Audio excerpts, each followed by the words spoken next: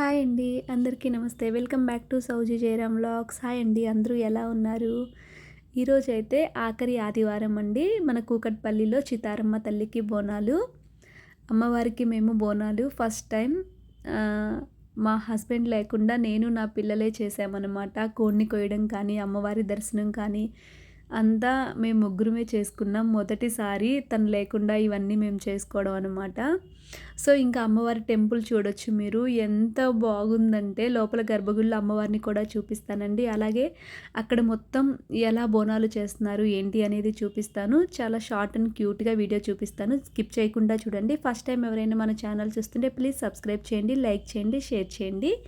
ముందుగా అయితే ఇంట్లో అయితే గుమ్మంకి ఇలా వేప మండలు కట్టుకొని గడప చక్కగా పూజించుకొని తులసి అమ్మ దగ్గర దీపం పెట్టుకొని ఆ తర్వాత ఇంట్లో కూడా పూజ చేసుకొని అప్పుడైతే నేను నా పిల్లలు స్కూటీ వేసుకొని చక్కగా టెంపుల్కి అయితే స్టార్ట్ అయిపోయామండి.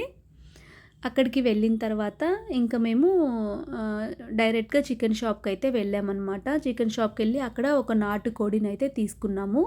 అది తీసుకొని అక్కడి నుంచి ఇంకా చాలా దూరం ఉంటుంది, మనకి పెద్ద క్యూవే ఉంటుందన్నమాట. మీరు చూడొచ్చు మొత్తం అంతా పోలీసులు చాలామంది, చాలా హడావుడిగా ఉంటుందండి. ఎందుకంటే ఇది మనకి లాస్ట్ ఆదివారం అనమాట. ఇంకా ఈ రోజుతో మనకి బోనాలు అయిపోతాయి మ్యాక్సిమం. కూకట్పల్లిలో లాస్ట్ చిత్తారమ్మ తల్లికి లాస్ట్ ఆదివారం బోనం జరుగుతుందన్నమాట. ఇంకెంతటితో అయిపోతాయి.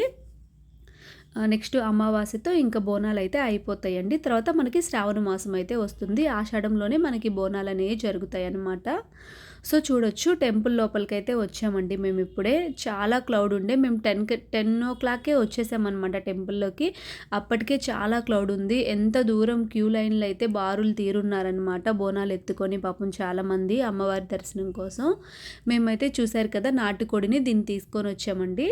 అక్కడ వాటర్ ప్యాకెట్స్, ప్రసాదాలు ఇవన్నీ మనకి అవైలబుల్గా ఉంటాయన్నమాట. ఎంత తిన్న వాళ్ళకి తిన్నన్ని ప్రసాదం అలాగే వాటర్ ప్యాకెట్స్ కూడా ఇస్తూ ఉంటారు. సో నేనైతే ఒక 2 వాటర్ ప్యాకెట్స్ తెచ్చి కోడిని అయితే శుభ్రంగా కడిగాను ఫస్ట్. ఆ తర్వాత పసుపు కుంకుమ వేసి చక్కగా పూజిస్తున్నాను అనమాట.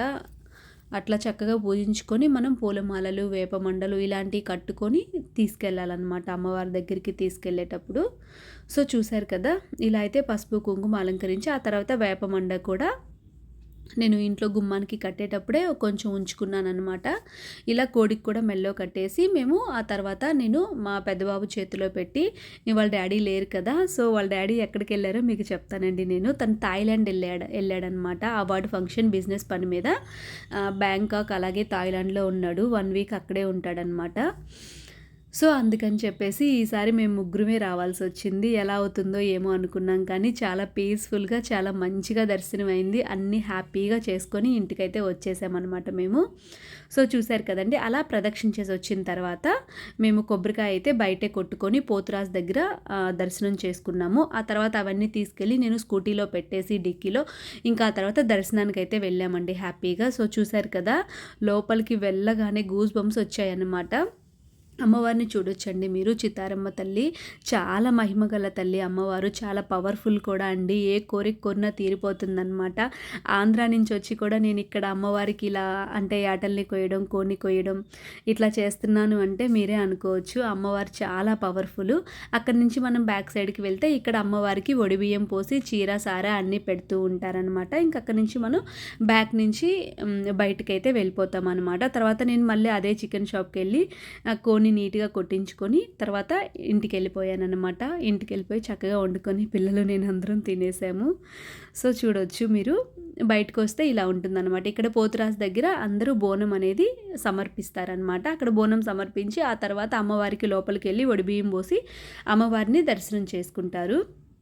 పాపం ఎప్పటి నుంచో క్యూ లైన్లో బారులు తీరున్నారండి జనాలు. మేము మాత్రం చక్కగా బ్యాక్ సైడ్ నుంచి వడిబియ్యం పోసే వాళ్ళు ఉన్నారు, వాళ్ళతో పాటు లోపలికి వెళ్ళిపోయాం పిల్లల్ని తీసుకొని. నేను చక్కగా మాకు మంచిగా దర్శనం అయింది అమ్మవారిది.